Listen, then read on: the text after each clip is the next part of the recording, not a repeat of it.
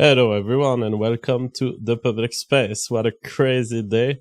So many things happening. At this point, I don't think I need an episode with Frame Game. I need psychological support. There's just too much stuff happening. How are you doing, Frame Games? I'm good. I'm just here to be the emotional, what was it, the orca whale spirit animal for you? All right, so we have like 8 news items to go through. They're all small, but then we can also talk about what Liberal Sanity Project has said about you and about your statements on the CRAs in the debate of yesterday. But first, Mr. Mitaker has been banned of the Twitter. This was following the publication of his video, David Katz, the esports bitch. It's not clear, however, was he banned because of the video itself? Did he make provocative statements separated from the video? Some people are also raising the possibility that, Mr. Mitaker, how he tends to publish false tweets that are just for sarcasm and for just fooling around. It may be a case where he was accused of spreading false information due to his usual sarcastic tone. So, of course, it's a very disappointing outcome. I hope he will get his channel back.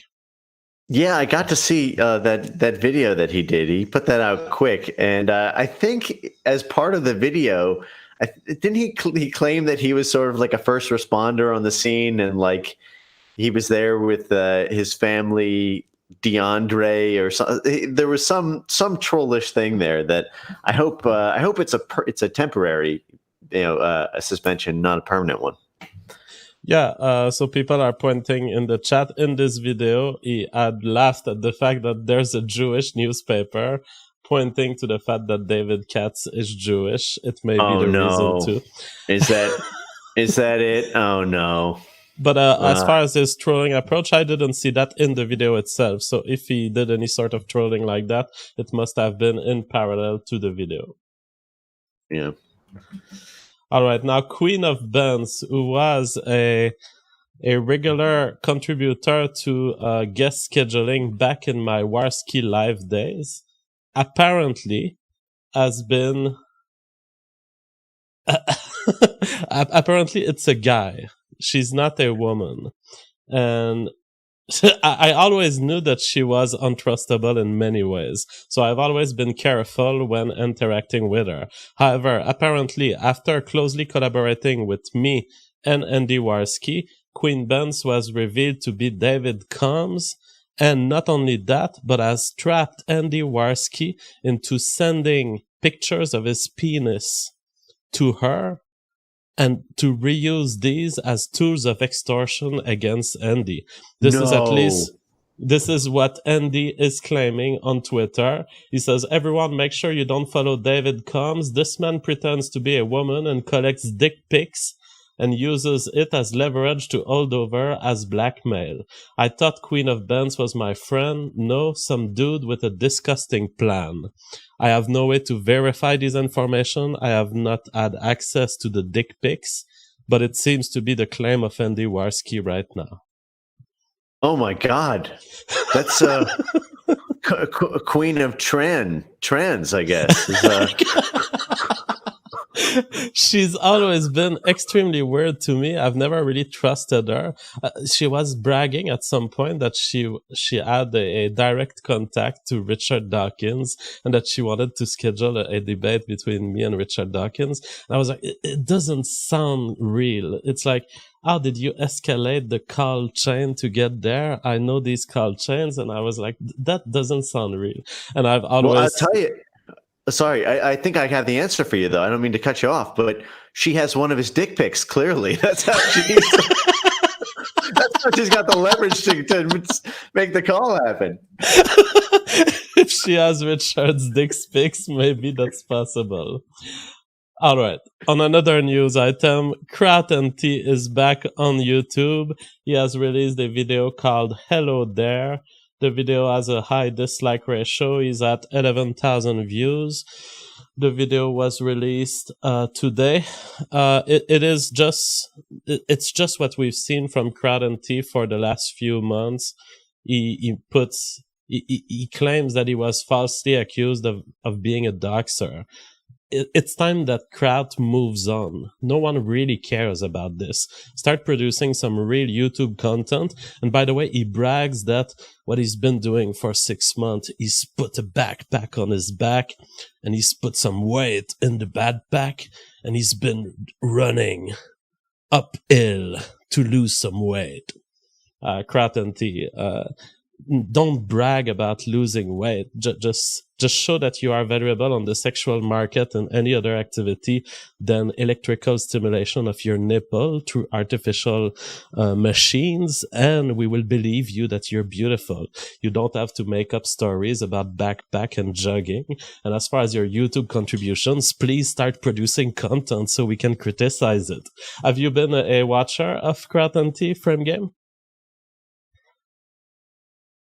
Oh, did we lose Frame Game? Hello, Frame Game. I think he's bugged right now. So maybe he will come back. All right, let's have a look at some of the other news while he fixes his stuff. On another news item,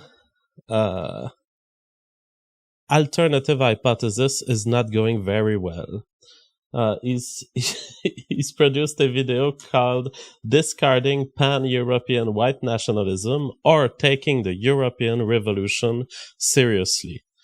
We will have all type on Wednesday, so we'll have a chance to clarify. But I think I'll be doing a response video to this video. Essentially, not Frame Game. Alternative hypothesis moves from a vision of societies as driven by biology and race in favor of an ideological view. In other words, he's saying what matters, what made European people great was the English ideology and what he calls the First Nation mindset that has operated over 700 years in that country. And now he moves on to a non-racially based interpretation of human history. I don't know what to say. I will have to do a full response to the video, but that's what's currently happening. Is Frame Game back? Are you back, Frame Games? All right. Well, while Frame Game fixes his stuff, maybe I can have a look at some super chats. Alfonso Beltran says, what we do here is go back. Intergalactic Lebensraum sends $5. He says, at some point, could you do a response video to Sean Last's latest video about how whites and non-whites don't differ that much on policy view? Well, it turns out that the alternative hypothesis video, the one from today, which essentially replaces the video that he deleted. He makes a more focused case for precisely this idea. It's amazing how alternative hypothesis was influenced by Sean Last, because I was not aware that Sean Last had priorly made a video about this, but this is the idea that alternative hypothesis is bringing back. He's saying, look, there's a group in America, they're the conservative, and it's kind of a religious group, if you will, not religious in the sense of a religion, but in the sense of a set of ideology and a set of customs. And he says, that's my identity now. I'm a conservative American, and I'm willing to team up with anyone who wants to join on that bandwagon. And so it seems that he's also very black-pilled about whites. He says, look at whites, look at their opinion on gun control, on various political issues. They're just like the other races. And Altype reformulates his entire interpretation of his identity based on this. This video could be a joke, but it's not. This video could have been released on April 1st, and everyone would have been saying, but it's not.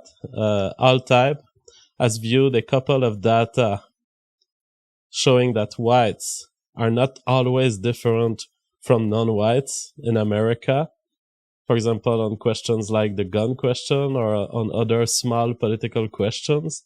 And he concluded I don't want to. I don't want to identify as white in the sense of pan-Europeanism anymore.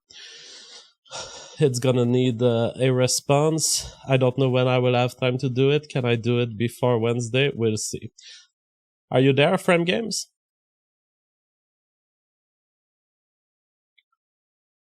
He's fixing his sound. He needs a few more minutes. It's his microphone cord.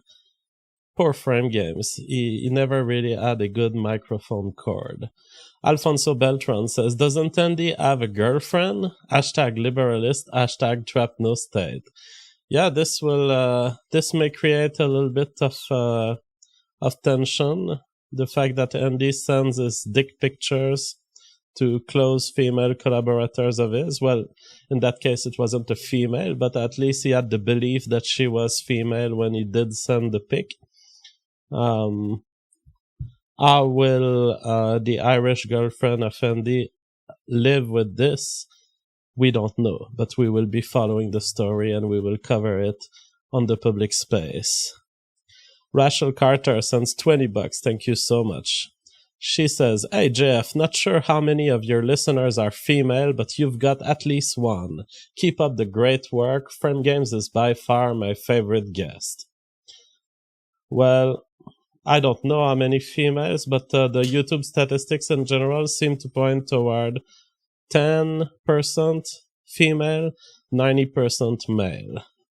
That's a typical result for political channels. Sean Taylor says, Hype can't undo what he has stated before. He wants to be implicitly pro-white now instead of explicitly. There's no reason we can't have both. I agree that personally I don't propose a rejection of alternative hypothesis, and I'm not saying you're wrong. I mean, you can identify as anything you want. However, my first review of this video, I have a feeling you're not justified in what you're doing. Like the reason that you give to abandon white nationalism are not good enough. They don't change the balance on the weight of evidence that you've been presenting for 10 years. Now, I'm the last person to defend a true pan-European white nationalism. I'm not going to defend that. I recognize that there are different countries in Europe, all of which are formed by white people, and it's okay that way. That being said, it remains the case that the white people across Europe, they form a genetic cluster. That remains true.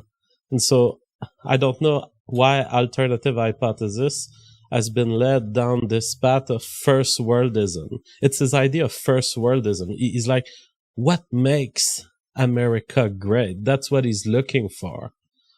But there's no reason to deny all of the biological answers he's been giving for years, just because current America, yes, is populated by lots of white people who don't care about their own existence.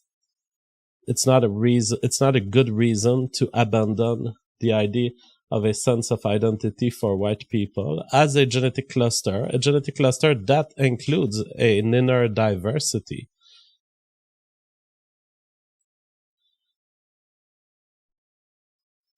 All right, Frame Games is still working on fixing his microphone. So yeah, lots of shocking news item.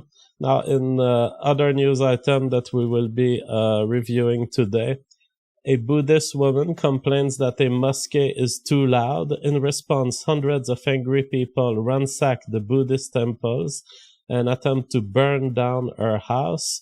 The woman gets 18 months in jail for committing blasphemy. And Twitter CEO Jack Dorsey is set to testify before the House Energy and Commerce on September 5th regarding Twitter's algorithm and content monitoring. This should be interesting. And we also have Lily Diabetes. That's his name. Oh no, that's the name of a company. Lilly Diabetes has pulled its sponsorship of Connor Daly's number 6 car in the NASCAR Xfinity race at Road America, citing a racially insensitive remark made by the driver's father in the 80s that surfaced this week. So at this point, you cannot have commercial sponsorships if your dad was a racist 20 years ago. Interesting. Intergalactic Lebensraum says, do you think there is some ulterior motive to all types shift in views? It seems very weird to me that he would do this. I don't have any insight into an ulterior motive. To me, the alternative hypothesis has always been an honest guy, so I wouldn't expect him to be doing that for the views. In fact, it wouldn't make sense for him to do that for the views. He's visibly upsetting a large part of his audience doing that. So I don't think it makes sense to do that from a strategic or YouTuber income perspective. So my first guess would be no, he's genuinely following the path of questioning that he's set for himself. But I would also point out that it's not so much that he's changing view today. I believe that all type... I believe so Frame Games is reconnecting in the hope that his problem is fixed. Hello, Frame Game. Yeah. Hey, I think Hello. I'm losing you a little bit, but you were there for a moment. Yeah. Can you hear me? Yep. How is this? Are you holding the wire of your Still microphone to the sun god? Can you hear me? Hello. Yes, I can hear you. Okay, I am here now. Any luck? Yeah, we're hearing you. I'm trying. Okay. I've just switched to mobile. It was a. Oh well, if you're on mobile, I will not be sending you video delay. back. I'll fool around with the mic and let you run it if this doesn't work. But the sound is fine. You were talking about the Buddhist temple, right? Yeah, so just to finish my answer to the super chat, right? I don't think all types view is. I can hear you. Oh my God, are you delayed by what, 5 minutes?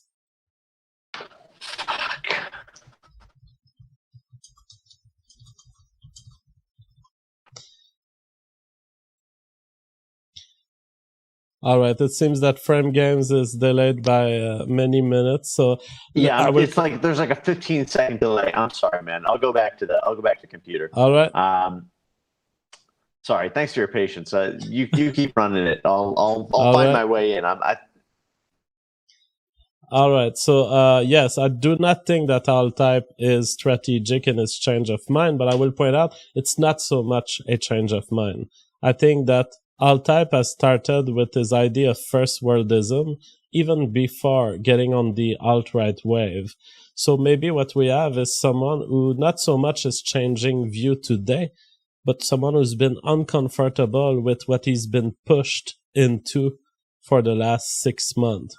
That's how I interpret All-Type's psyche, but I don't have particular insight. It's not like he told me these things, but my interpretation of his intellectual route from my first interview with him, he was into first worldism, what made Europe great.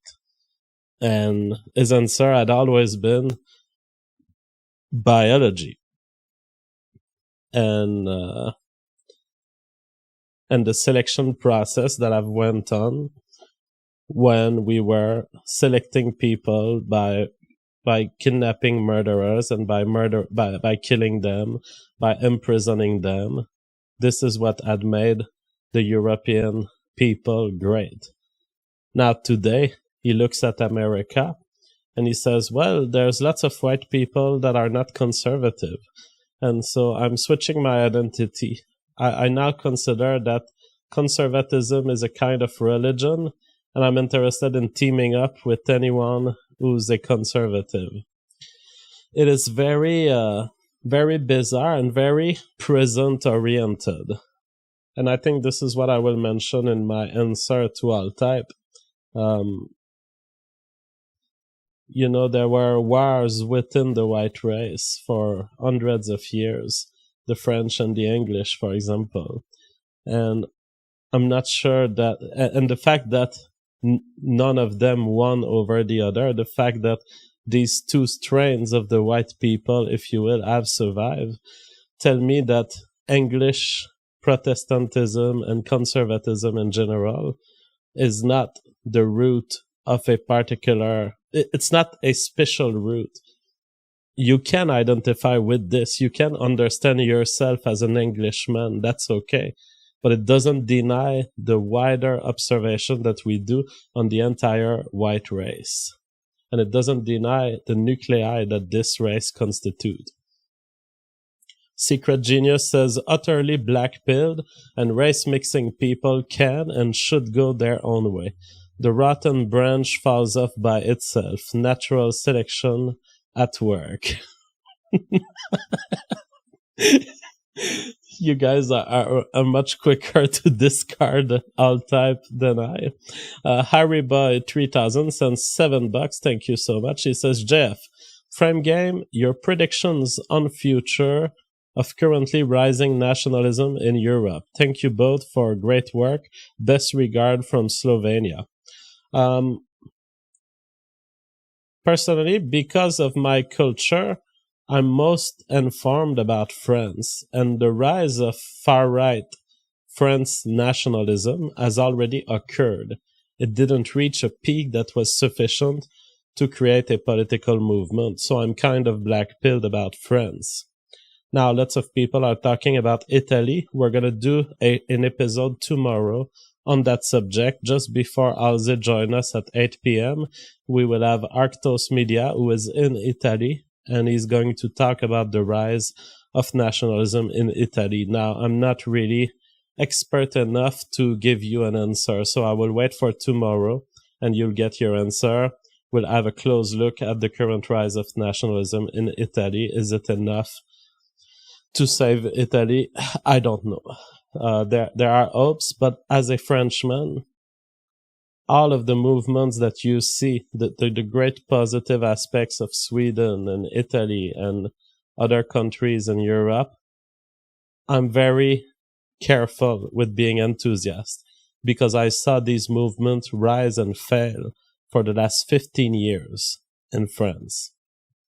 Halsey News Network sends $50. Thank you so much. He says, Frame Games and JF is always fun to watch. Cyrus Irina, and we will have Halsey tomorrow because Halsey has been releasing, he's into the release of his series that is looking into various aspects of the left and the right.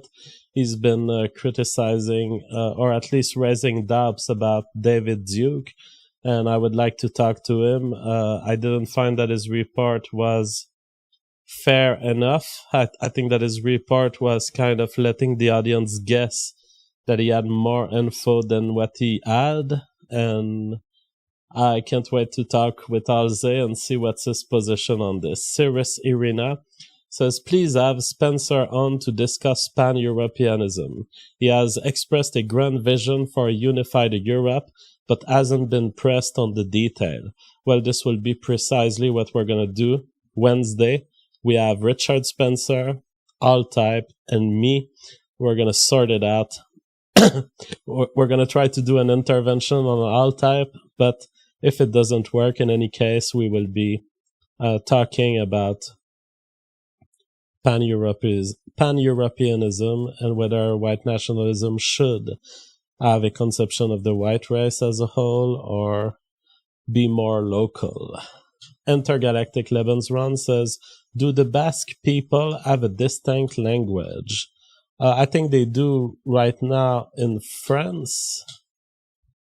I don't know about the Spanish Basque language, but I think it's like a lost language. It's not like it's being talked by everyone.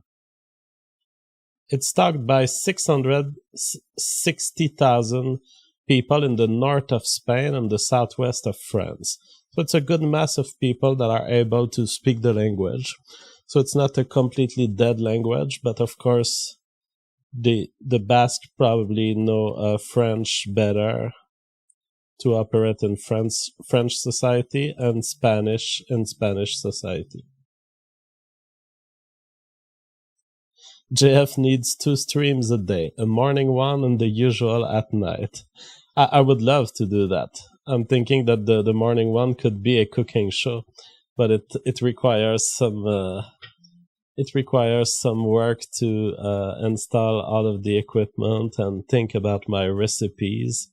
I'm thinking you guys could be sending me food challenges. I would come with 3 ingredients, and I would ask the chat to vote. Do you want me to cook with a ribeye steak, apple juice, or milk? And then I would have to come up with a recipe that integrates all of your ingredients.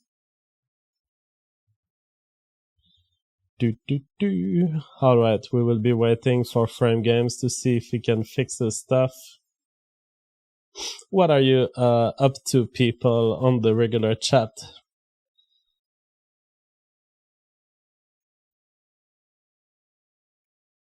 Omelette du fromage. People really like this idea of a cooking show.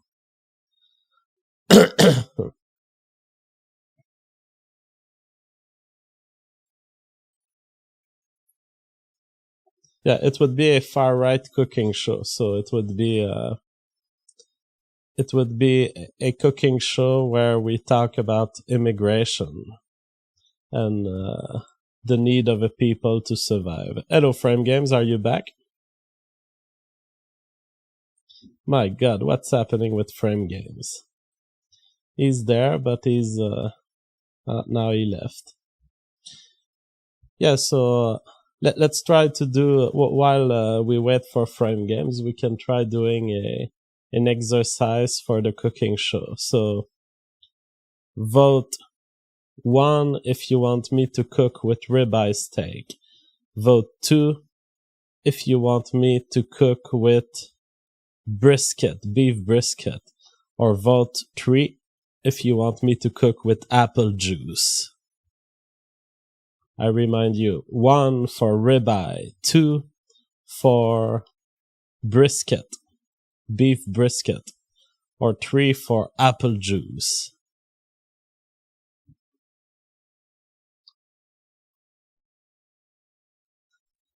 Oh my God, the crowd is hesitating. You guys want like all of these ingredients? But oh my God, it's almost a 33% split for the 3.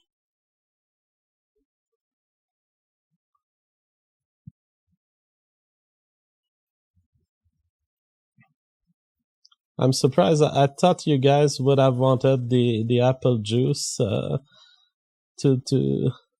be cooked. Now, it seems that you guys have voted probably for equal parts ribeye, equal parts brisket. And so, since you guys have not given me a clear answer, I will choose the brisket. And so the brisket will have already been prepared by 1 week of dipping into a salted solution, salt and various spices, and so it will have tendered the brisket largely.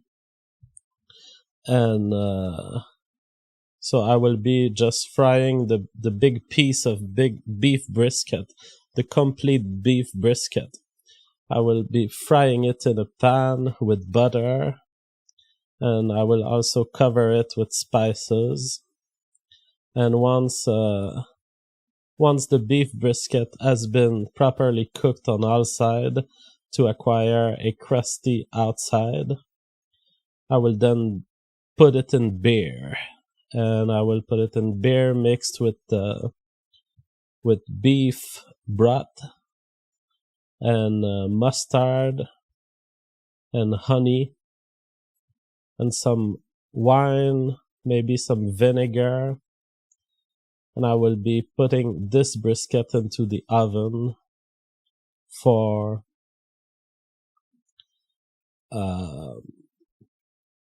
3 hours.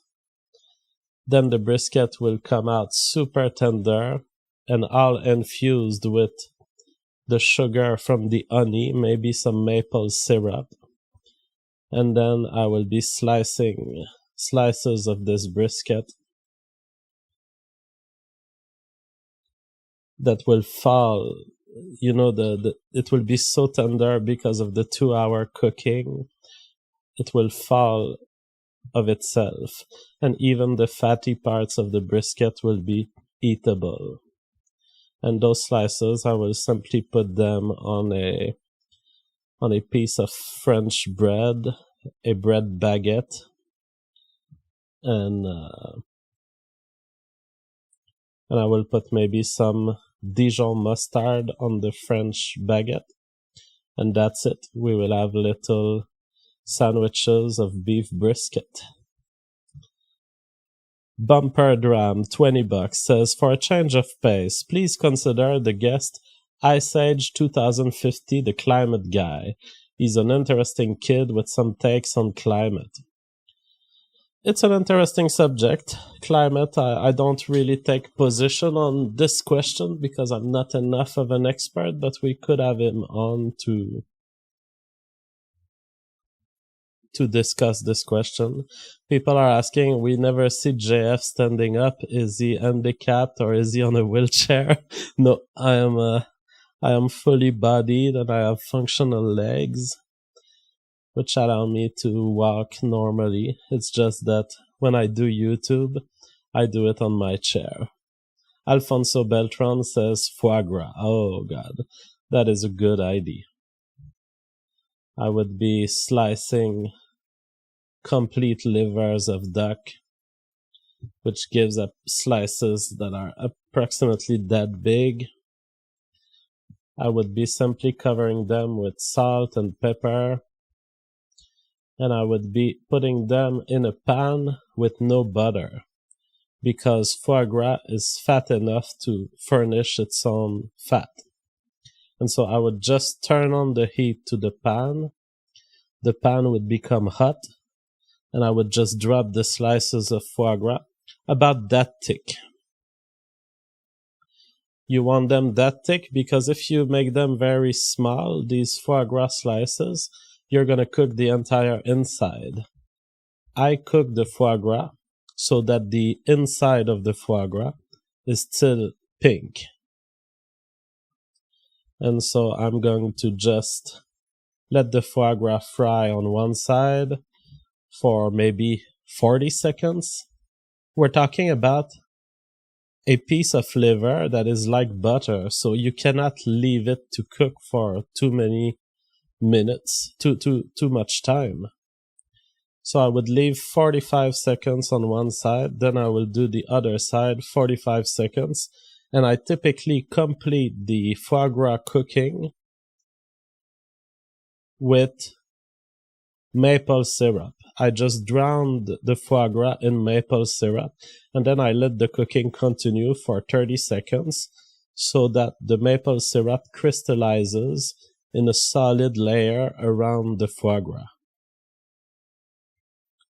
I would then take the foie gras pieces out, and I would prepare some slices of French bread covered maybe in maple syrup and roasted for a few minutes in the oven. And then I would put some blueberry jam on the bread and then the foie gras on the blueberry jam. And that's it, we have enough. Now, we can also add thyme to the foie gras pieces. Thyme is a good spice to do that, to do foie gras. It gives a more main meal aspect to the foie gras. Also, one other thing we could do is if we want to integrate the foie gras to a full meal, we could combine it with a breast of duck. So you do a duck breast, you make it cook almost all of its time on the fatty part of the breast in the pan. You cover it in lots of butter. You put thyme, salt, pepper. And so you have cooked the outside of your duck breast. To cook the inside, you have two choices. You can put it in the oven for maybe 20 to 40 minutes. Or you can do slow cooking in a bag at a very low temperature, something like 60 degrees Celsius. You put it in a bag with the remainings of the sauce. So you've cooked your duck breast into the pan, you remove the duck breast, you put some white wine vinegar into the pan, you scrape the bottom, you add maybe some duck broth, and that gives you your sauce in which the duck breast will cook into the plastic bag. The plastic bag being held for more than an hour in a 60 degrees Celsius water, so non-boiling. We're just keeping it a little warmer than room temperature without boiling. At the end of this, you have a super tender duck that is still the duck is still pink, but it's been cooked for more than an hour. So you would have the breast of duck in your plate. You would have the foie gras on a piece of bread in the plate too. Maybe we could surround this by what I typically do, which is a baby bok choy. So because all of this will be extra fat and extra tasty, for the vegetables on the side, you don't need to have anything. That's where the lesser vegetable that the baby bok choy is becomes relevant. For its tastelessness and its general uselessness, suddenly it becomes interesting. So we would have the baby bok choy around. Do we want some potatoes? Because I have an extreme mashed potato recipe. But hold your breath, because my mashed potato recipe was obtained directly from Gordon Ramsay, and it's 60% butter, 40% potato. Just imagine this. In a bowl, you put more butter than potato, and you mash this. It's absolutely insane. You don't need a pile of that, all right? You need little spoons of this, but it's absolutely insane. Just try it. It's like, it comes into your mouth and it's like, oops, I've never tasted something as tasty as this. 60% butter, ladies and gentlemen, that is the policy of Gordon Ramsay, and that is the only way to live as far as I'm concerned. Keith Richardson says, as long as there is no poutine on the cooking show, I'm good. It's true that with what they've done with poutine in the recent years, it's become a very hipster thing to eat and prepare poutine. So you kind of become a little blasé. But as a young Québécois, poutine has always been a serious part of our culinary experience.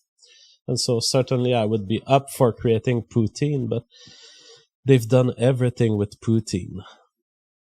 They've done foie gras poutine, they've done pizza poutine, they've done hot chicken poutine, which we call the galvaude, which is poutine with with brown sauce, chicken, and green peas. There's 60 recipes of poutine at a restaurant called La Banquise in Montreal. It's essentially any combination. You can have the salsa poutine, you can have the pizza poutine, you can have the ground beef and pepper poutine, you can have the black pepper Lyonnaise sauce poutine. And then there's the even more fancy stuff. There's squid ink poutine. There's reverted poutine. So imagine reverted poutine. So what is poutine? It's fries, brown sauce, and cheese curds. So how do you do a reverted poutine? Well, you do circles of brown sauce and cheese curds. You put them in the freezer. And once they're frozen, you can wrap them into a ash of potatoes that forms the crust. And then you put them in oil so that they fry. And so you have a poutine where the potato is outside and the sauce and cheese curd are inside. Dan Man says, do you like Cuban food? I don't know. I don't know anything that's authentically Cuban. It's not part of my education and I've never been exposed to it. Maybe I can do a quick Google search. Maybe it will refresh my memory. Cuban food. Oh my God. You gotta be kidding me. Rice and chicken. A sandwich with pork. Shredded flank steak. My God. This is not cuisine.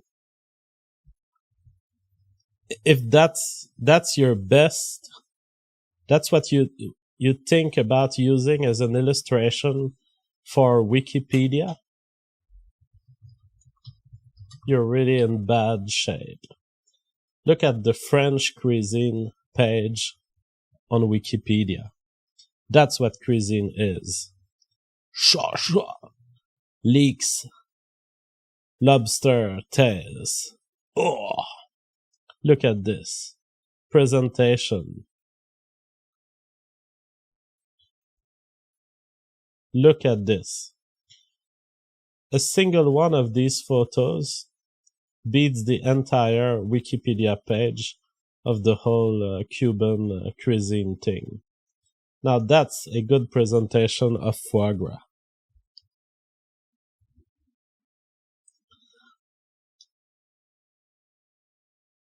That is the best thing you will ever eat, if you eat it. Foie gras is the best of the best. And you see how they glazed it? That's a little bit what I do with the maple syrup, but this looks like it's more duck jus, so it's like a duck broth with pepper on top of it. There's certainly something sweet because I don't think it would be as glazy as this if they hadn't added something sweet. But my God. Bisque, that is very good. It's basically a lobster cream. That can be good, but it can suck too.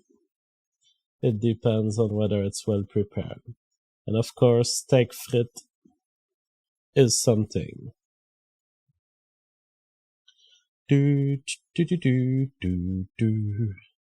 DL says, as a biologist, can you do an episode on the lake discovered underground on Mars? Lake underground Mars. A giant lake on Mars. Breaking news. I was not aware of that. Let's have a look at what they say.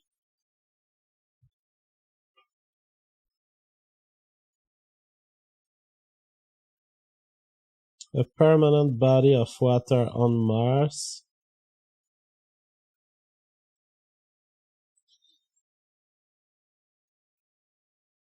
It's covered by a layer of mostly water ice, but about 1.5 kilometers below the surface.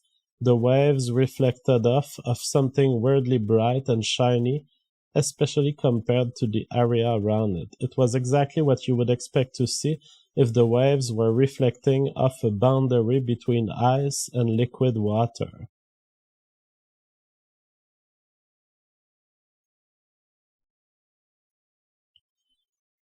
Normally, it's way too cold at Mars poles for water to stay liquid.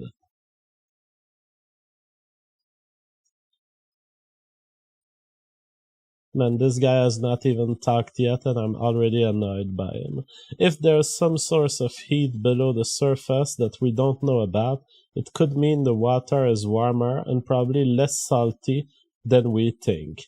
Maybe to the point that life could survive. There are microbes here on Earth that actually feed on perchlorates. Ancient microbes could be preserved in the water for millions, if not billions of years. Well, so here's my position as a biologist. It could be good. It could be interesting for various hypotheses concerning life. Because one serious hypothesis of life could be that an asteroid has hit Mars, and that maybe there was life on Mars before Earth, and maybe a collision could have propelled some microbe from Mars to the Earth, and that's a realistic hypothesis. So it's an interesting quest for this reason. Now, as far as water on other planet other than Mars, I wouldn't get too excited because there's chance that water on another planet would not be associated with life. There's no reason to believe that life forms like water. However, for a planet that is close to planet Earth, if there was an event of insemination between one planet and the other, it's very likely that it would be a water-based life form. For that reason, water on Mars is an exciting possibility. Frame Game says, sorry man, the thing may have just died on air. I'm gonna keep trying here, but nothing seems to be bringing the mic back to life. Alright, so we may have lost Frame Games, so that is unfortunate because I really wanted to film his response to the liberal Sanity project of yesterday.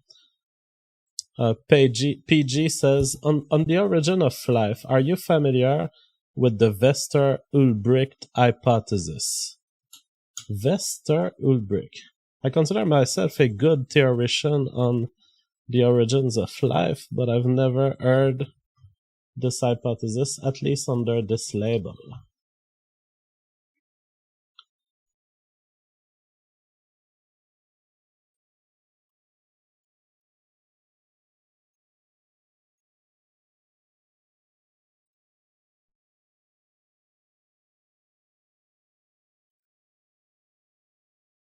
Chirally sensitive electron-molecule interactions.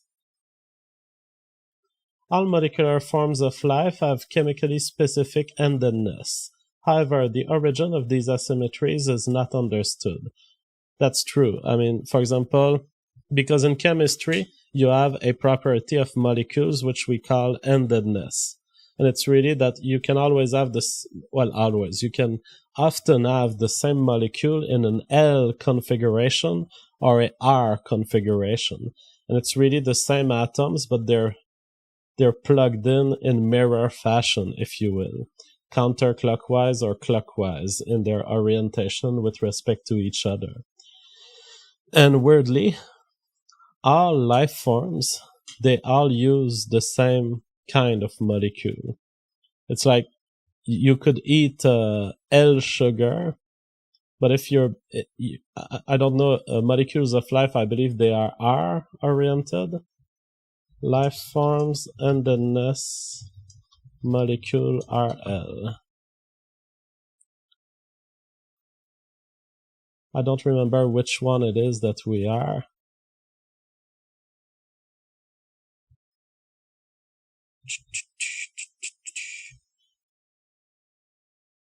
Yeah, so we are all left-handed.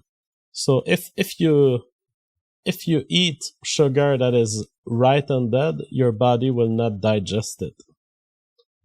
And so our life forms are equipped. I know, meanwhile, all sugar characteristics of life on Earth are right-handed.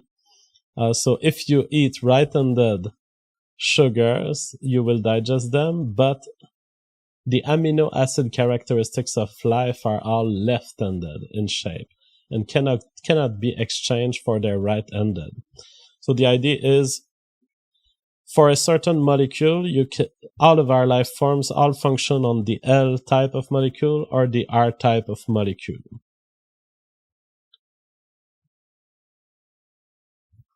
So a possible explanation was suggested by Vester and Ulbricht immediately following the discovery of parity violation in 1957. Chiral beta radiation in cosmic rays may have preferentially destroyed one enantiomeric form of various biological precursors. In the experiments reported here, we observed chiral specificity in two electron-molecule interactions, quasi-elastic scattering and dissociative electron attachment.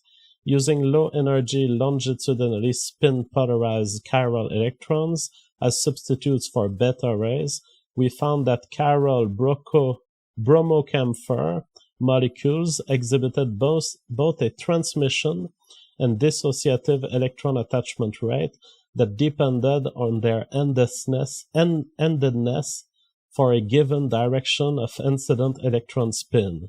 Consequently, these results, especially those with dissociative electron attachment, connect the universal chiral asymmetry of the weak force with a molecular breakup process, thereby demonstrating the viability of the Vester-Ulbricht hypothesis. So that's not so much an hypothesis in the beginning of life. It's an hypothesis that seeks to explain, once life started, why was it so R-specific for sugars and left-specific for amino acids? What this experiment seems to show is that there might have been rays of light that were coming on Earth and that were eliminating the other kinds of molecule. Maybe all amino acids are left-handed because the right-handed amino acids were not available in early life, and so we've evolved with what was available because the other ones were being zapped by light rays.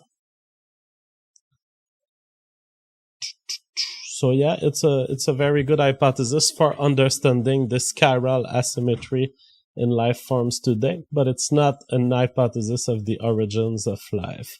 Visdold says, "Stop my mouth can only get so wet." And Visdold again sends $5. He says, "Do you think we will ever colonize Venus? I want to mop up those greenhouse gases and form the JF state there." Spatial colonization, it's a tough call. I'm enthusiastic about it. Oh, Frame Games is running to the store for a mic.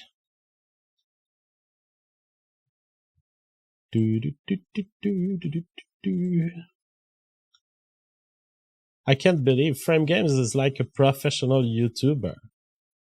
He's been running on a non-functioning mic for months. This mic keeps giving up. You don't necessarily know it, but sometimes when we start 15 minutes too late, It's Frame Games trying to connect the wires. I'll tell you this to all the young YouTubers out there.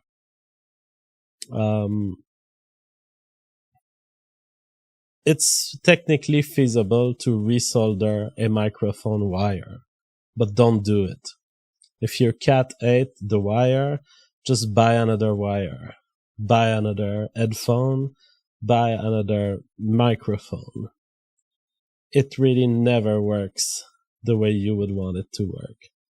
Candid Discipulus says, do you play any video games, JF?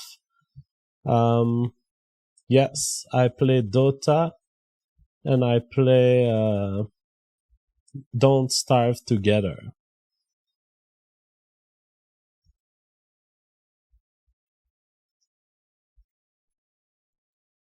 Dota is something I've played since it emerged. So right now we are at Dota 2, which is really a reconstitution of Dota 1 on the Steam platform and with the new creators of the game. Dota 1 has emerged actually as a map of Warcraft 3, Frozen Throne. So you had to have Warcraft, you had to have Warcraft Frozen Throne extension, and then you had to download the Dota map. I was there extremely early in Dota history. I was playing two custom maps on Warcraft 3 back in the days. You don't even know. I mean, I've made love to women in my life who weren't born when Dota started. And so I was playing the evolving Dota map at the time.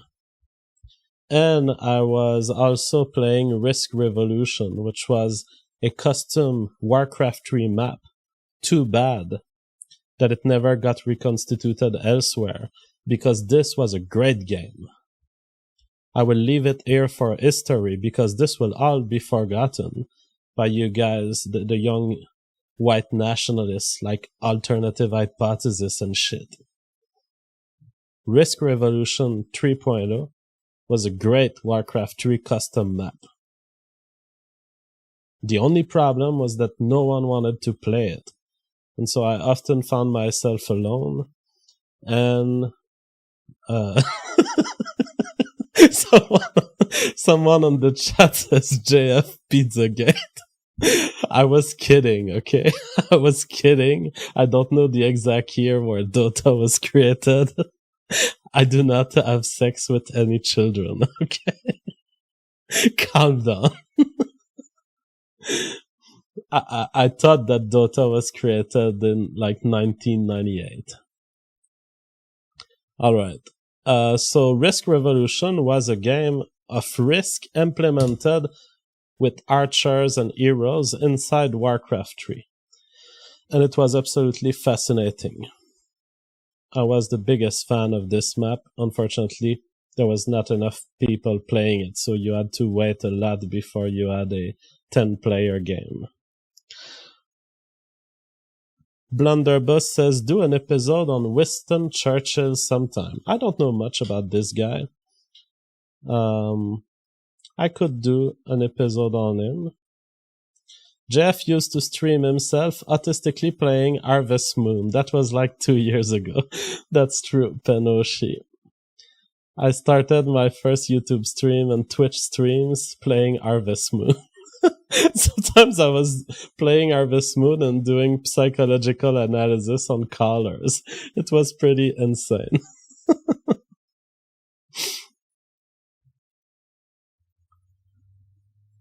There was a question. Where is the question for Jeff? Sean Carroll and myself subscribe to the theory of time, making evolution to be an appearance, making all states in the universe be correlative but not causative. Thoughts? Oh my god, that is Sean Carroll. It reminds me. How did I get to know Sean Carroll? Was it back in the days when I was a neuroscientist? Sean Carroll. Anyways, doesn't matter. You are asking about causality, and that is a great question. Does causality even make sense in the kind of folk way in which we represent it? And I don't have a final take on causality. So we are in a universe. There are spatial dimensions, 3 of them. There is a time dimension, 1 of them. From Einsteinian relativity, it doesn't seem like the time dimension has any special property with respect to the spatial dimension other than the arrow of time. The fact that time is not travelable bilaterally. We're always headed toward the future. And this is where my mind stops. It's like I know that there are people who have linked entropy to this question, and I know that there are some people trying to explain the arrow of time, but I'm not good enough in physics to really wait. Do we have a satisfactory explanation of the arrow of time? Now, despite me being I'm not good enough to understand the current theories, sometimes when I'm alone, I do explore theories in my mind. And one of the crazy theory that I've come up with to explain this arrow of time, it might be that we are traveling between 2 points. 2 points in what we call time, but which are really 2 spatial points, if you will. And it may be that the fact that we can't rewind time, it may be that essentially we're being carried at a certain speed. Like maybe the entire universe is just traveling. And when I say traveling, we are outside of time here, so we need to think about what that means. But maybe we are propulsed and we are traveling between 2 points in an outside universe, and we just cannot generate enough energy to go back, to go into the past. That's how I tend to think about. I tend to think, but it has no validity in physics. I want to warn you, don't quote me on this. I tend to think that we are essentially neutral on the 3 spatial dimensions. We are stationary, or we can give ourselves some energetic propulsion, and then we start advancing. But on the time dimension, we're getting carried away into the future. Now, the concept of causality is a complex one. It relates a lot to epistemology. So what do I mean when I say that hitting this pen will cause it to move?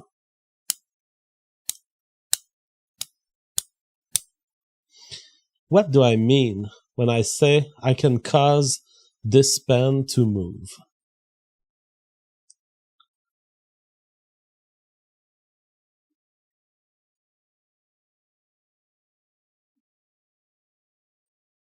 It means that there are states in which the pen could move, and there are states in the future in which the pen couldn't move. And just from that, we can conclude that the concept of causality implies time. It implies a present, past, and future. So when I state I can make that pen move, I am affirming that I know some states of the universe in the present which can cause a state of that pen in the future. If I'm tapping it, it will move. If I'm not tapping it, well, it might move, but it won't move. If there's no other reason. And we've just digged into another assumption of the terms of causality, which is typically when people talk of a power to cause, they are talking within a restricted universe. So if I tell you, I can cause this pen to move, or I can cause this pen not to move, that would be a true statement, but only in a local universe where there's not likely a meteorite that will come and that will make the pen move. So I'm kind of excluding outside circumstances. And in that sense, causality, in the way it is used by folk people, and in the way it's used in semantics in our normal language, implies both time consideration, so the existence of a time dimension, and the existence of a knowledge about an inner universe where I'm excluding word possibilities. Will Smash for Cash says, we call this a closed system. Beautiful. So causality involves closed systems of knowledge where I know all of the states, and if I make an affirmation about how all of these states in the present will lead to states in the future, then I have complete knowledge of the closed system. And how does that relate to epistemology? Well, essentially that's what science does. When we talk of controlled science experiments, we are also evoking closed system. We claim I've controlled enough of the parameters to know that it's true that the Tylenol will solve your headache, or it's true that there's bubble in Diet Pepsi. Ella May says, honest question, have you ever interacted with people smarter than you? Well, I did. I mean, it depends, because there's a level of intelligence when you start going into universities and hanging out with only PhDs and even people who were selected among the PhDs to be the best of the best. You end up realizing that intelligent people, they have their flaws. And so, yes, I've once interacted. I've once spent 1 year of my life just completely insane, just obsessed with the idea of solving the Goldbach conjecture. And I remember a friend, PhD in philosophy, David, who hanged with me during this year, and he clearly had a better mastery of prime number theory. Now, was he more intelligent? Well, probably David would have been a terrible YouTuber, you know? He probably couldn't have generated a funny YouTube video. So what's intelligence? Is it my ability to make YouTube videos? Is it David's superior ability to think about prime numbers? It's a tough question. When you reach intelligence at that level, you see that intelligence is not one thing. And there's people who have intelligence that would help them make comedy, but they won't understand prime number theory. I'm really satisfied by my level of intelligence and by its diversity. I can equally be interested in prime numbers. How the heck did 5 become prime? Hello, Frame Game. Oh. How are you doing? Hey, can you hear me? Yeah, we can hear you. Did you run to the store to buy a microphone?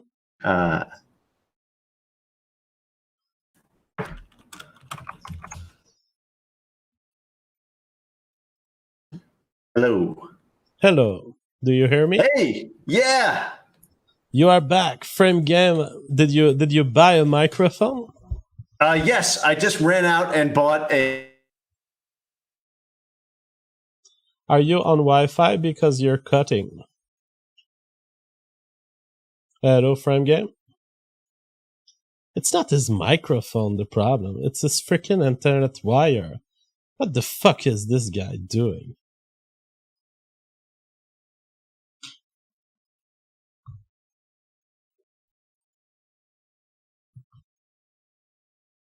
Did you try resetting your modem, Frame Game?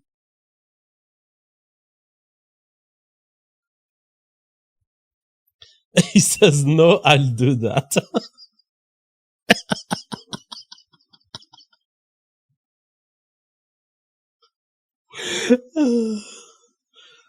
Oh, God. It's okay, Frame Game. Take your time. I think he hears me. Take your time, Frame Game. We're discussing my life and passions. And so even if you solve it in 30 minutes, it's okay. Yeah, so the Goldbach conjecture. I've spent more than a year of my life just sleeping, just laying on a bed and trying to figure out why do all even numbers, you can always find a pair of prime that can add to this even number. Take the example of 8. 8 can be represented as 5 plus 3. 12 can be represented as 7 plus 5. 30 can be represented as 17 plus 13. There is not a single even number in the entire line of numbers that cannot be represented as one prime plus another prime. And it's not clear why. And so I've developed various mathematical loops that were trying to prove this for sure. And my loops have failed. I'm so close. I mean, I understand so much about these loops, but they don't. Well, what about 6? 3 plus 3.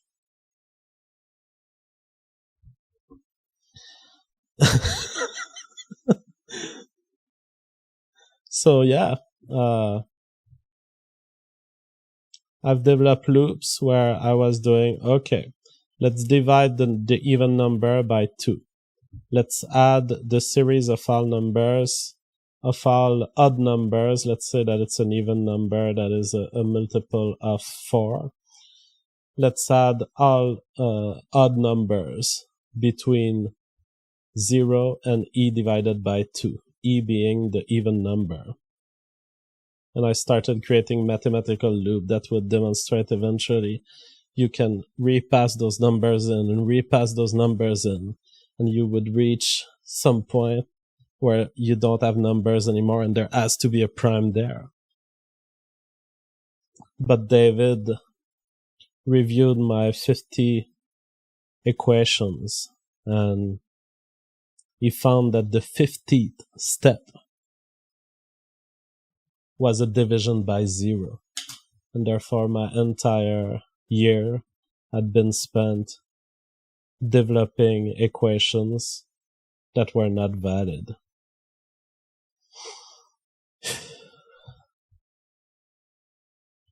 And then I started addressing the twin prime conjecture. I have a huge equation for the twin prime conjecture. I have infinite series that I've developed that allow you to count the exact number of twin primes between 0 and any primorial. But I didn't reach the point of proving the twin prime conjecture with it. But I think I should maybe publish these infinite series because I don't know that it exists right now. Do I regret that time being lost? No, I don't regret it. spending time with the prime numbers was... Frame Games is not muted, so he's trying to figure out his stuff, but he is not muted in the Google Hangout. So yeah, spending time with prime numbers. Well, I'm satisfied with my infinite series. I'm probably the only one who can predict the number of twin primes between 0 and a primordial. Oh, that's crazy. Hello, Frame Game. Oh no, I had the wrong setting. Oh shit, that's embarrassing. Hey, that's so you spent a year of your life on that. That's that's pretty cool. I feel like I've been in a space station orbiting the show for the past hour, and I'm like living in a David Bowie music video. It's amazing. Sorry about that, guys. We are 2 hours into the show, and I've just been talking about cuisine, prime numbers, and answering super chats. I enjoyed it. I know. I'm really hungry. Okay, so I sprinted out to a shop to buy a new cord, and then I also had that's I think that's fixed now. But I also it was a little embarrassing. I had the wrong setting on this particular Hangout, so we're good now though. So you were sending the wrong line of audio? Yeah, it was pretty bad. Are you using Voice Meter as part of your setup? I don't think so.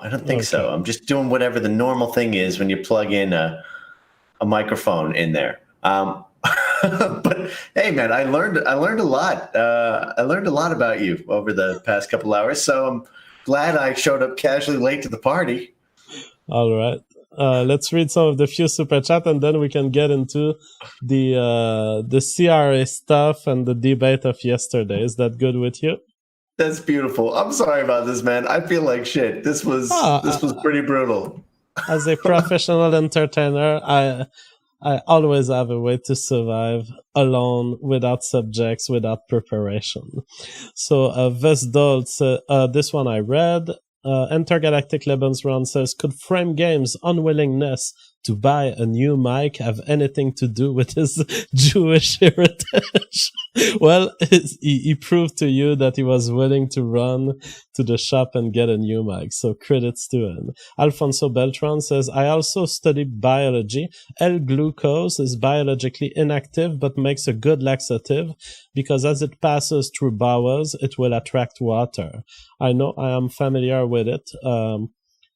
I don't need laxative in my life, but as a scientific curiosity, I once ate a spoon of it. I didn't experience any effect, so I guess you need to eat a lot of it to experience an effect. Dan Mann says, do you believe in a priori knowledge? It depends on what you want to say. If you want to give this some sort of mystical explanation, where God gave me a prior knowledge, or where some agent needs to exist before the universe so that the universe exists, I don't believe in that kind of stuff. However, there is such a thing as agents who are prepared to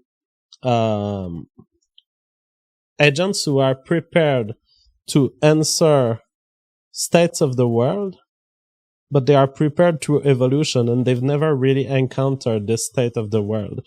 You could argue that your entire body is a priori knowledge.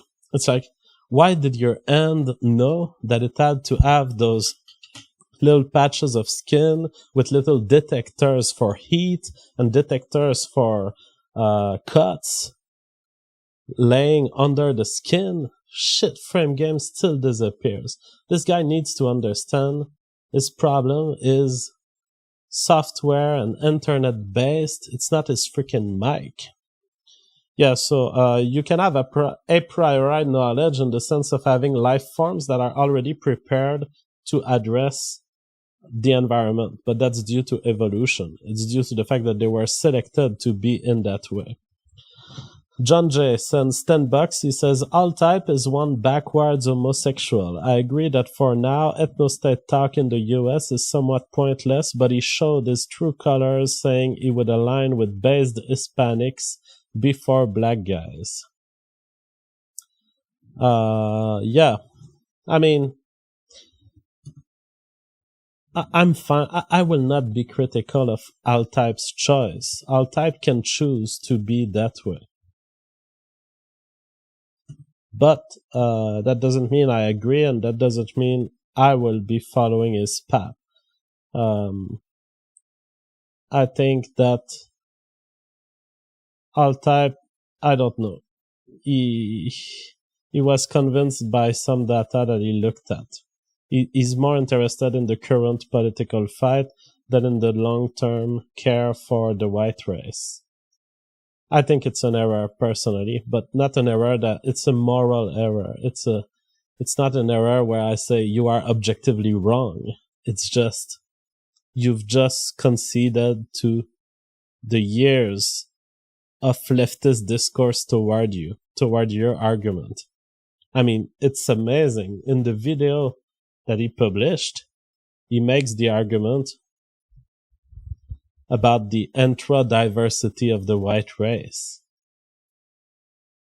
Doesn't that remind you what the leftists say with the Lewontin fallacy? I know that Altype has not committed the Lewontin fallacy, but he's kind of doing exactly what the Lewontin fallacy does, which is try to get your mind more onto the internal variability of the white race instead of seeing the great picture and the fact that yes, the white race is a genetic cluster in humans. John Jay says, gays and the alt-right seem to hate African Americans. Dissident counter-Semitic white Americans need to respect our black brothers. They didn't do nothing. I'm not sure about this observation. I will leave it at that, but I'm not sure about the position of gays concerning black people in America.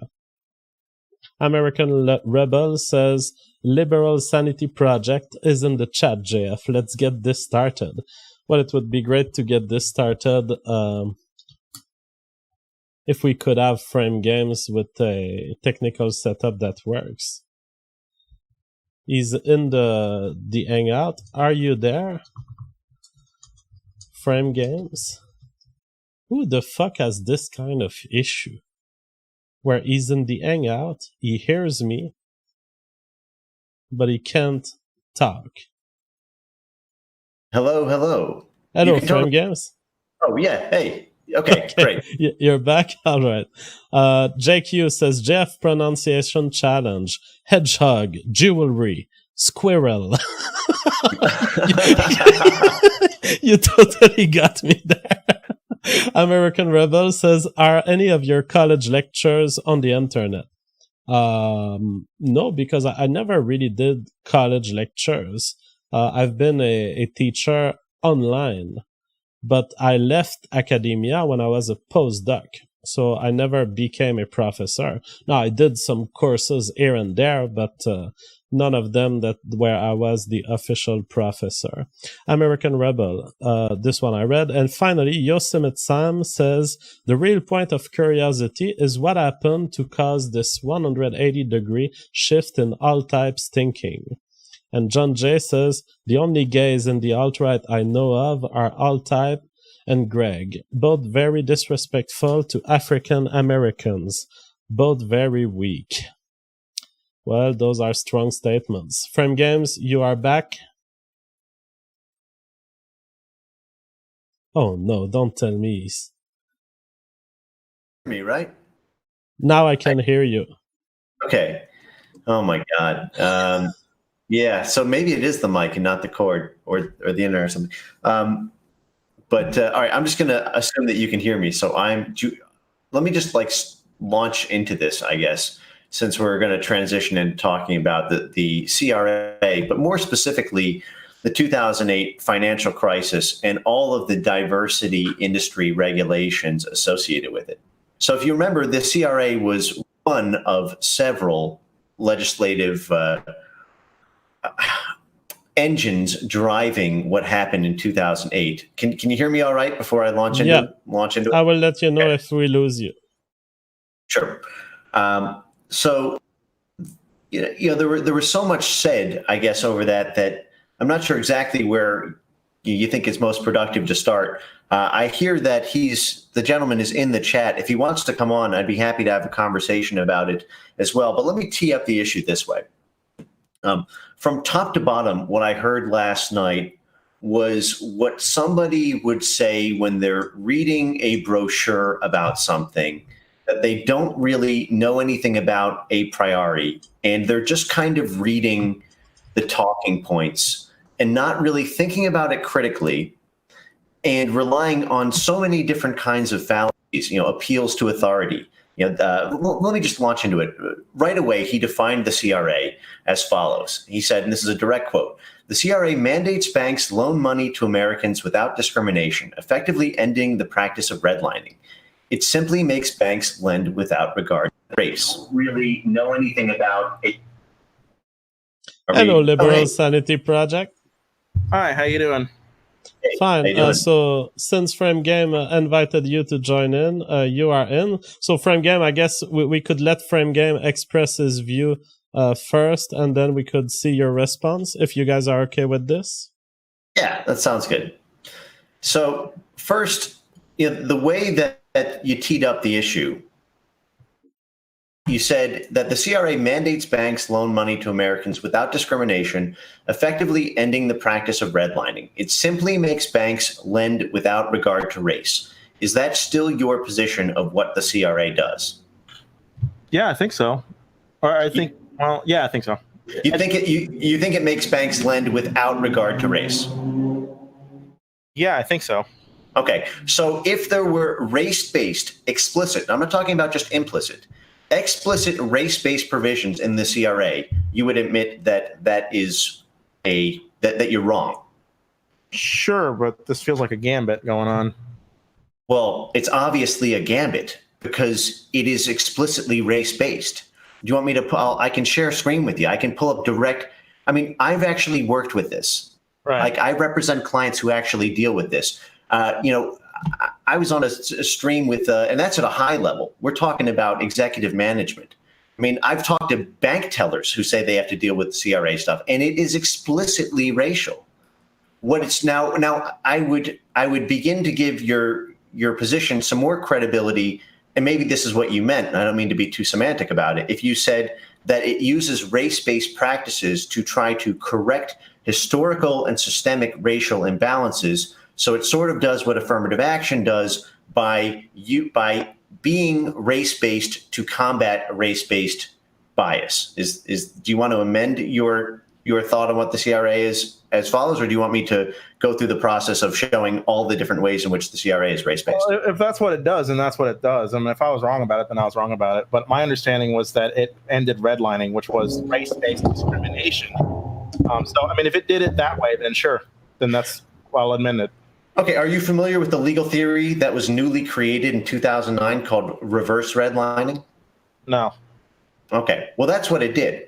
And by the way, the CRA is not alone in this. And so, one thing that I will agree with you on is that it's not just the CRA. I mean, you mentioned collateralized debt obligations and all of the different novel securitization techniques that emerged. Well, these were the primary causes, according to the commission that observed the causes of the crash after. Okay, all right. Now let me just correct you on this real quick. Sure. What you're citing there is a political document. It's dog shit. Okay, I'm just going to tell you that up front.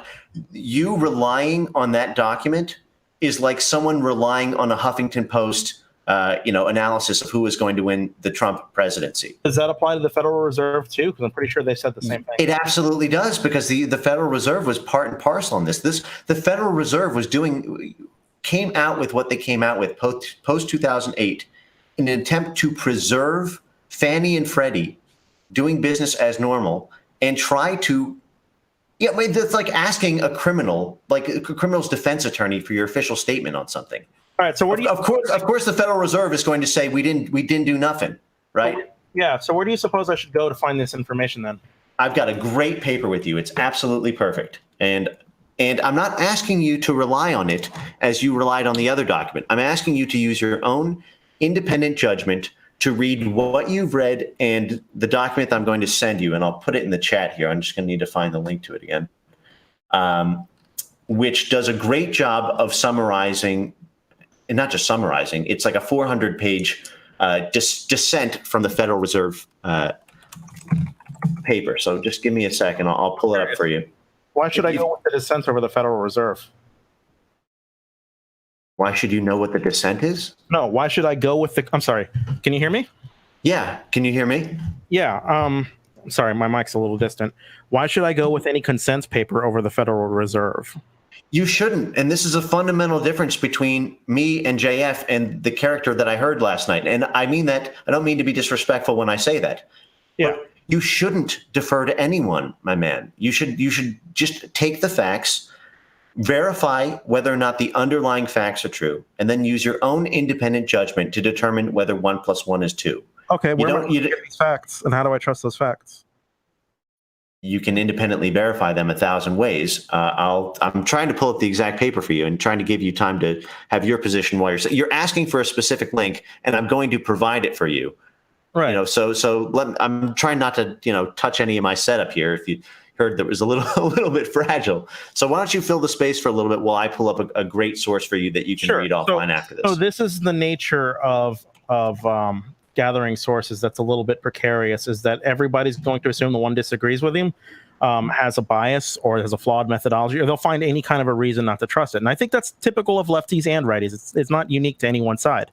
So what I try to do is I try to find a conglomerate source that is authoritative on a matter and is generally reliable for its analysis. And the Federal Reserve, I think, qualifies under this. And I also think the same of the commission, but you disagree. Yeah, okay, so here it is. I'm going to send this to you in the chat, and you can read this offline. This is about as official a document as you could possibly ask for, and extremely extensive. I have it all highlighted on my computer, but I'm going to send you a version now without that. Give me one moment. And when you say it's official, who is it from?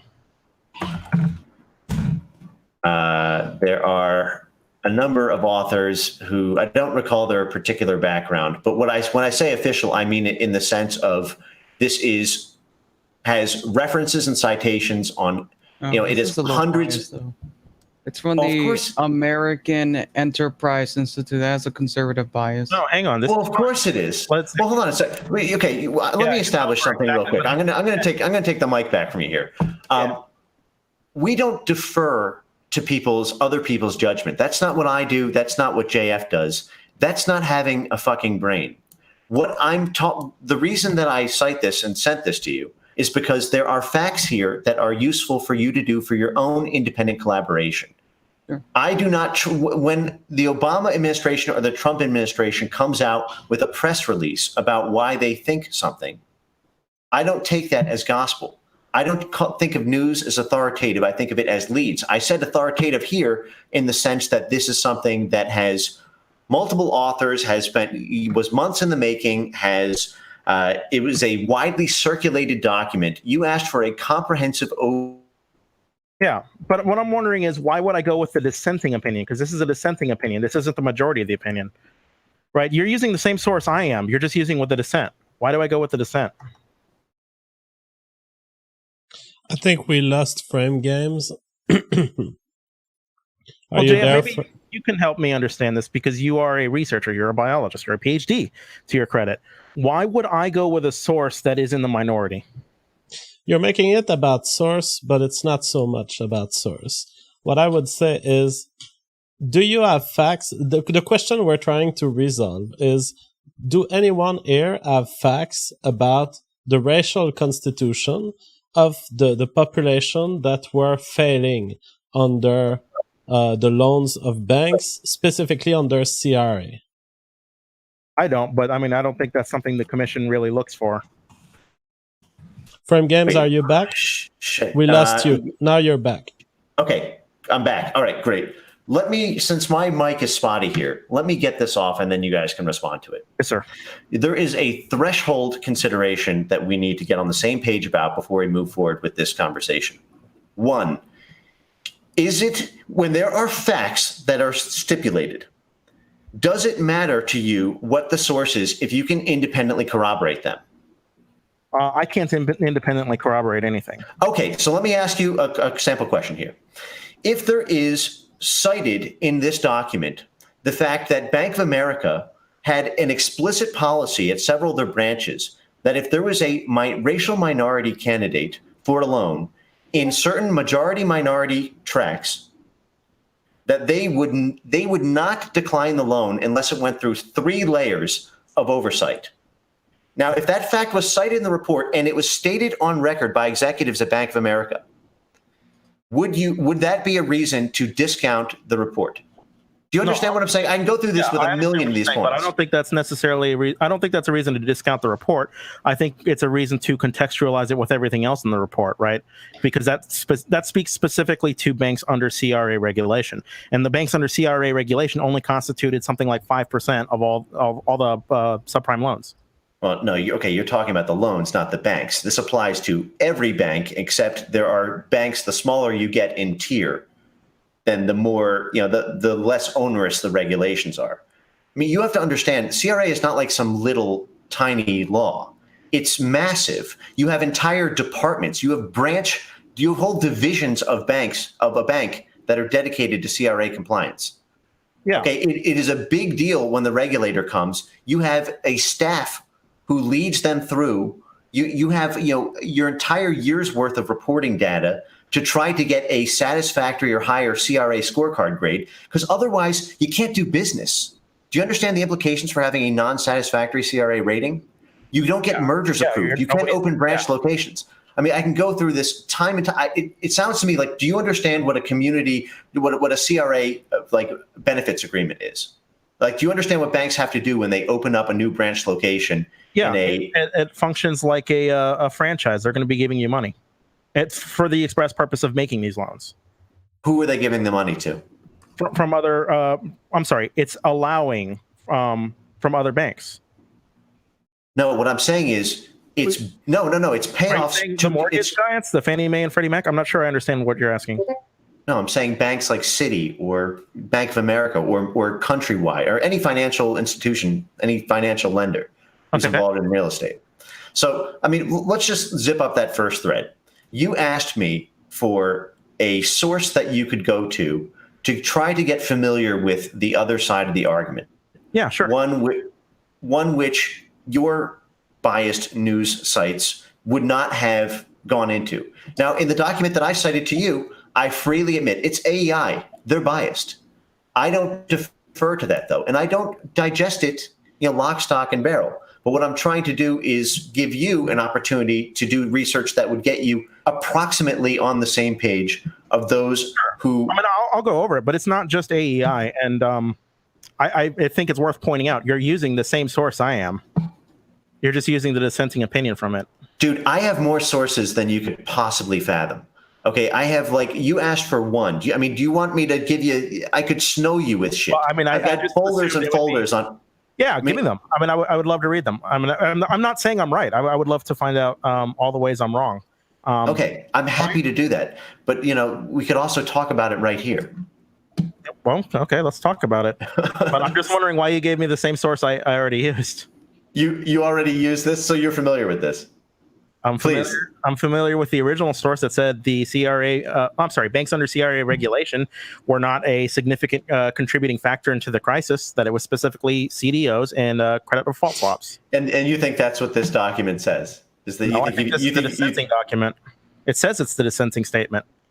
Yes, it's a statement that dissents with the official. Dude, this is a pretty simple thing for you to get situated on. I'm not sure what's taken so long here. I don't know what you're saying. What do you think I'm getting wrong? I think what you're trying to do is say that any line of reasoning associated with a document that dissents from the official report from the criminal defense team has to be negated because it wasn't the criminal defense team. Dude, this is Looney Tunes logic that you're using here.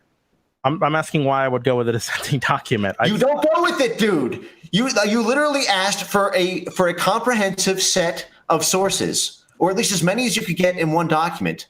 Everything else is, I mean, it's all independently verifiable. I can just show you shit if you want. I can do share screen and just show you hundreds and hundreds of citations. Yeah. So like you're looking for an easy answer here, man. You're looking for like a goal, like a holy grail that has perfect trustworthiness and that you can defer to, so you don't need to use your brain. Can I ask something? Why would? Yeah. Yeah. So how do you decide like which source is more reliable? Is it based on how many sources there are?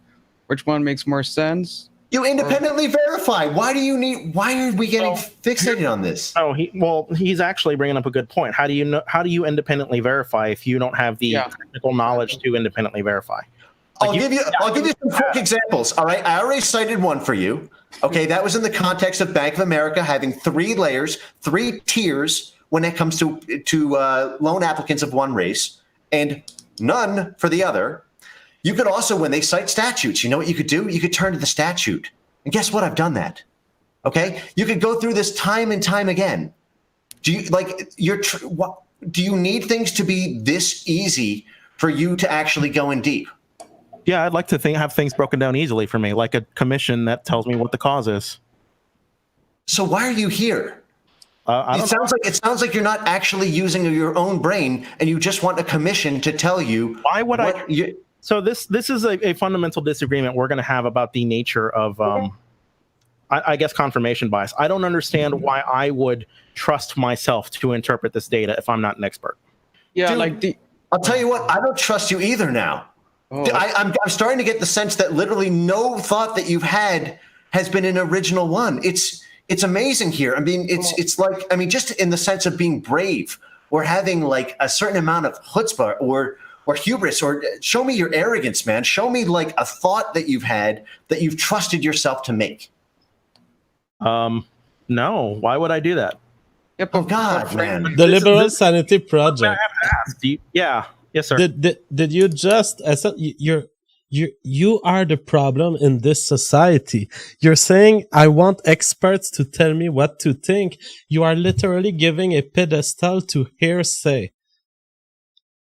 Oh. You're saying, I won't look at the reality myself. I want an expert to digest everything and to tell me what to think. This is the problem with liberals. Sure. And if every Tom, Dick, and Harry could just interpret data on their own, there'd be no need to have an academic explain things to me like Jean-Francois. What does your degree mean?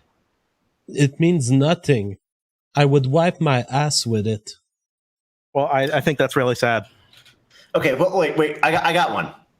Hey, all right. Can you calculate like 24 times 12.5?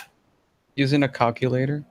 Just kind of do it. But I'm gonna ask you to just do a problem that involves a thought, but do it yourself.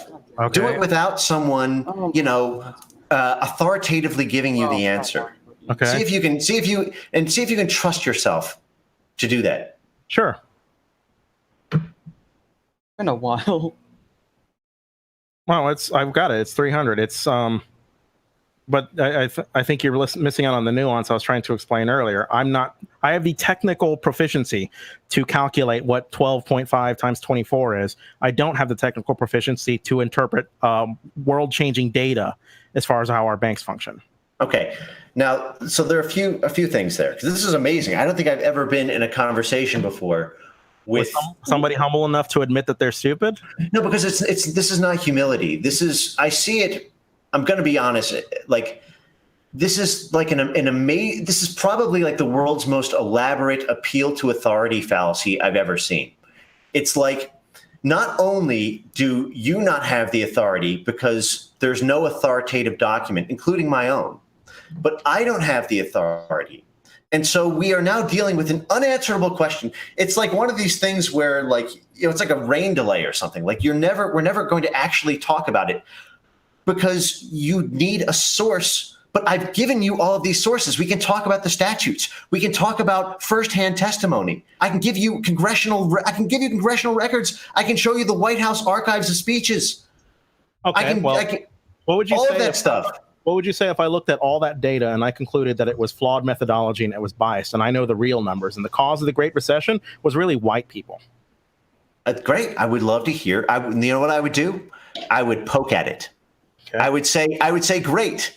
This man has now summoned up the strength. You know, he's now like a fully fledged human. He's got a big frontal lobe. He's got that prefrontal cortex cooking, and I can now poke at what he's saying, and now we can have a conversation. And I would love that. I would love to do that. Yeah, I don't know. To me, if you're somebody who just tries to interpret data that you can't possibly understand on your own, it's just an imbecile. I'm not interested in contesting the consensus opinion of experts. So let's try. So what are you doing here? I don't know. I thought we were going to have a nice chat about what I got wrong, but it's. But you're okay. I wanted to help with that, but the problem is you have decided in your mind that the quote unquote experts, who were not so expert that they could have actually avoided the crash, but immediately afterwards published the reasons why it wasn't their fault. That's the authoritative record, and literally nothing I can say over the course of this entire conversation can have any legitimacy to you because it goes against it. No, dude, this is like a religious level. This is like deference to God. This is like trying to argue level, but you're the one that's saying that we should. Hang on. I'm sorry. This is the difference. Academia is a strict meritocracy, right? It's not a theocracy. Are you fucking kidding me? Oh my god! Oh my god! Dude, you know what? We need JF. We need this guy as a regular. He's like Mr. Market. Have you ever read like Benjamin Graham, like Intelligent Investor? He's the guy who like overreacts to everything bad. Like he overreacts and underreacts in exactly like the median human way. I'm sorry. I'm trying not to be too ad hominem here, but you have to understand. I'm gonna invite this guy into the next dinner where the next Jewish Nobel Prize comes to give flowers and gifts to the Nobel Prize Committee, and then he can tell us. And then he can tell us if the academia is a strict meritocracy. That being said, as an academic, it is still my goal to move this discussion toward the facts. And so I have this Business Insider source, which states that there's also an unfortunate racial angle, with African Americans being 1.8 as likely to be in foreclosures as white, and Latinos being 1.4 likely to be in foreclosure. Do you deny these facts reported by Business Insider? Liberal Sanity project? No, don't see any reason I would. All right, so we have established that the foreclosures were racially biased. This is what we were after. Okay. I mean, if that's what you want to say, yeah. Frame Games, did we lose you? Okay, you're back. For what it's worth, Classy Liberal's been trying to get a word in for a while now. If you want to give him a chance. Hello, Classy Liberal. Hey, so I kind of lost my train of thought, but I just want to say that earlier, I don't want to misquote you or anything, but earlier you said that, like, of course, we shouldn't trust things like, what was the presidential address, Trump or Obama, but this article was written by the governor of Delaware. You don't think that there could be some sort of conflict of interest there? Is that a question for me? Or anyone wants to answer that. Let me answer that. Guys, I independently verify shit. And if I can't do that, I tell you when I'm speculating. But I tell you what is this? Like, what is this world we operate in where we need to defer to somebody else to tell us 1 + 1 is 2 or to do long division? These, like, it's basic shit. Okay, Frank, let me ask you something. Did you learn the English language on your own, or did you pick it up from other people? I learned the English language through the people who taught me, and then I got to the point where, hold on a second. No, you gotta wait for it, because there's a sting at the end of the scorpion's tail here. Once I learned the English language, I was able to make my own fucking sentences. See, that's the beauty of these things. Once you learn, you're able to actually play with it and use original sentences. I'm not sure if this sentence has ever been articulated before in the history of human thought. Wow, you know what? I didn't need to I didn't need to run a search on LexisNexis to find out if this sentence had ever been spoken before in order to say it.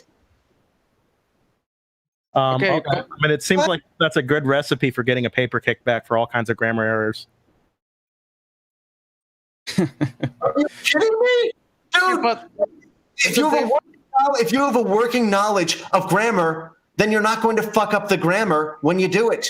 And if it gets fucked up, then it's on you to tell me where it's fucked up. But your problem is, I think you have such a high level of cowardice about this conversation that you're so afraid of getting smoked that if you were to actually get into the weeds of this, you wouldn't be able to correct me. Yeah, which is why I wouldn't. Which is why I defer to experts. I'm not disagreeing with you. You need to defer to the Alan Dershowitzes here. You need to defer to OJ's attorney to tell me whether or not there was a fucking white Bronco on the highway. Oh, okay. Wait, why would I defer to the dissent again? So how do you decide something? Is it by people who've studied something for many decades, or your arrogance? Who's that to? Frame game. Can I intervene here? How do you decide something? So it's actually a good question. How do we decide stuff? How do we conclude I have these facts and I trust them, or I have these facts and they're the best facts I have right now? I would say, if you have a claim and the claim has been spread already, so it's been potentially exposed to debunking, reviewing, retraction, and if you don't have anything to counter that claim, it's a good practice, if you are in a field where you are not an expert, to just say, well, I have no reason to believe that this claim isn't true. And so I don't know who Business Insider is. I'm not a reader of this place, but I see that they claim that there's a they see that they claim these. I see that they claim these numbers. And so right now, I wouldn't say I trust that these numbers are true and I will act in every possible way in my life as if they were true.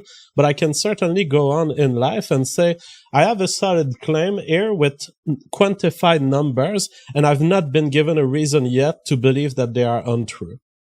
Okay, JF, can I ask you something? Yep. If Marlboro decided to do a study on whether or not there's a link through cigarettes and lung cancer, would you trust a study from Marlboro more than, let's say, the National Institute of Health? No, but then I would have a counter opinion. I would have someone claiming the contrary. I have no one claiming the contrary of these numbers. And so I'm going to trust these numbers until I meet an allegation that they are untrue. Once I meet that allegation, I have two paths that I can take. I can say, well, you have no credibility to question these facts. So if I go on the streets right now and there's a homeless guy. Well, you just contradicted yourself. Let me continue. I'm not contradicting myself because I've said nothing. If I go on the street and the allegation from a homeless guy who seems to be saying all sorts of stupid stuff, and among the stupid stuff that he says, oh, by the way, everything that's on the internet sucks. It's all fake numbers. Ugh. I'm not going to necessarily consider his allegation as valid, because I'm going to ask myself, what are the chances that this guy, in the way he formulated his sentence, that he actually knows what he's talking about as it relates to these numbers? That's a good question, JF. How would you know he knows what he talks about? If you have reason to believe that his statement did not have a proper understanding, like some way there would be a reason to believe somebody. Listen, maybe they would have like a degree or something, right? Like they would have some sort of professional credentials. And then Papa Jeff is going to train you about expert investigative work, and I'll let you know of one truth that you can use for the rest of your life, and that's a gift for you, Liberal Sanity Project. Thank you for the gift, sir. Listen to this one. People reveal their lack of knowledge in the way they phrase stuff, and you can guess it from just the way you cover these things that you don't understand. You are not in a position to question these numbers, because by now you would have revealed it if you add anything to counter these numbers. All you've been spouting about is experts and trust and, oh, I'm not sure, and sources. You are bringing it to the meta conversation. Why? Because you have no clue of what's going on at the factual level. Wait, I'm not disagreeing with this. Of course, I have no clue. That's why I'm deferring to other people. And so you've been passed through a process of investigation, and the result of that investigation is you have no idea what you're talking about. And so I'm going to trust the written words of Business Insider. Okay, would you trust the written words of the Financial Crisis Inquiry Commission? Show me the words, and I'll let you know. Oh, I mean, that already tells me everything. If I have to show you it and then you'll let me know, it tells me that you're only operating on your confirmation bias. It tells you that I'm an empirical investigator. I look at stuff before I judge it. It's a practice you should start enacting in your life. Okay, well, I looked at all the data, and I looked at all the data independently, and it says whatever I think it says. So, and I'm an expert. I don't need a degree. I know everything. I've independently verified this. I've taken a longitudinal study from this. What have you verified? What is the process? What is the process? What is the process? Correlation between his birth and the Great Recession. What is the process by which you have made these verifications? All right, you're a troll. I'm ejecting you at this point. Oh, come on. No, come on. Oh, shoot. No, I mean, there's a limit to the amount of trolling I can let happen on this stream. This guy is losing the time of thousands of people. I mean, this guy, I don't mind if you come here and you do jokes. I don't mind if you come here and you entertain hypothesis to stimulate the mind of people. But if you are engaged in pure trolling and you are engaged in a bad faith process of argumentation, you're losing everyone's time. Where are we at in the super chats?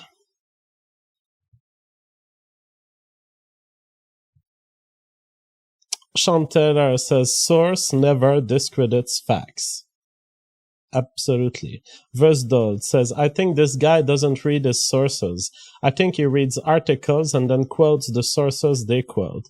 American Rebel says, part of me didn't think you could win, but my God, was I wrong. Frame game, these people look illiterate next to you.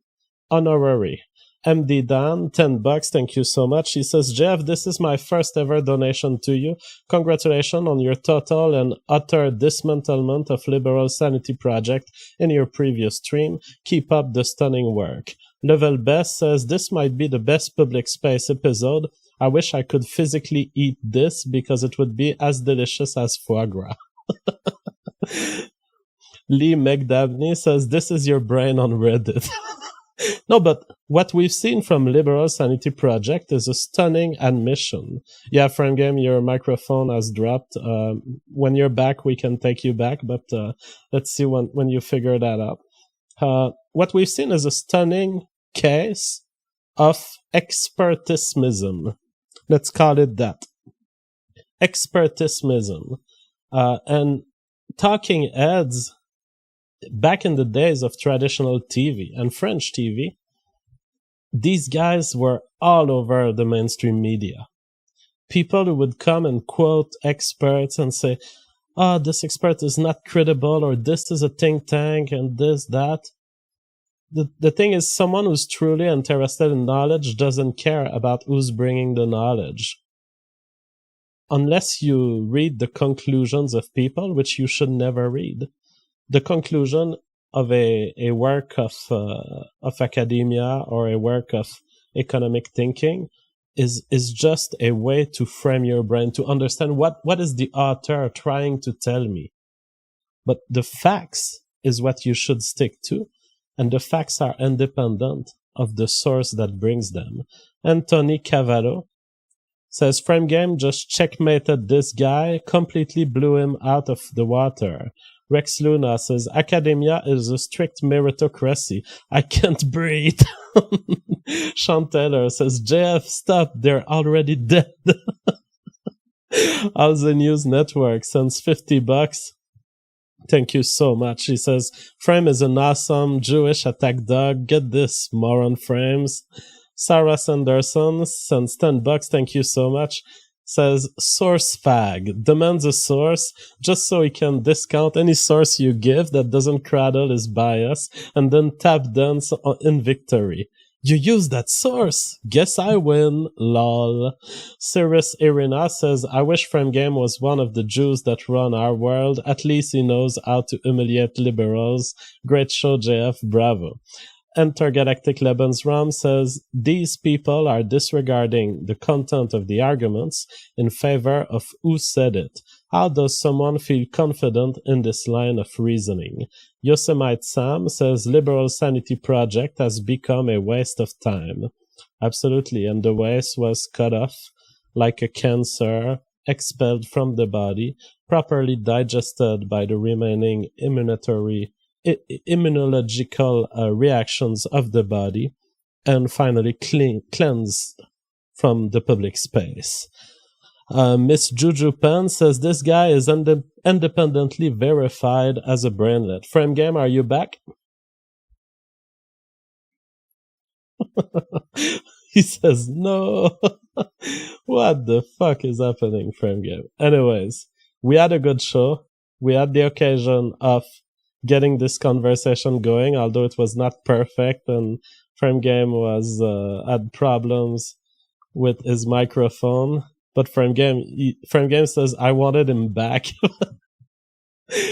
Frame Game, you don't even have your microphone, and so maybe it's best that we cut the stream for today. I think it was pretty entertaining. Frame Game says he is shouting in his room. We'll have an occasion to do that again in the future. Maybe I will have some better attitude on the side of Liberal Sanity Project, but we're not here to troll. When you spend 30 seconds of trolling and bad faith argument on my channel, this is 30 seconds multiplied by potentially 30,000 viewers. 30,000. We're talking about 15,000 minutes of people time.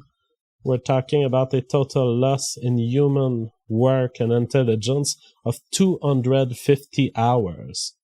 So when you come to this show and you start acting like a fucking retard, for 30 seconds, you are essentially enslaving brains for the equivalent of 250 hours of men work. That's unacceptable. Think about it. Your actions on this public space have consequences.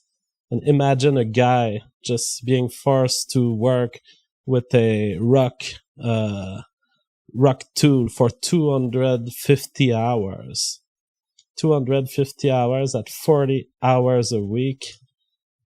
That's essentially condemning someone to about 6.5 weeks of full-time work.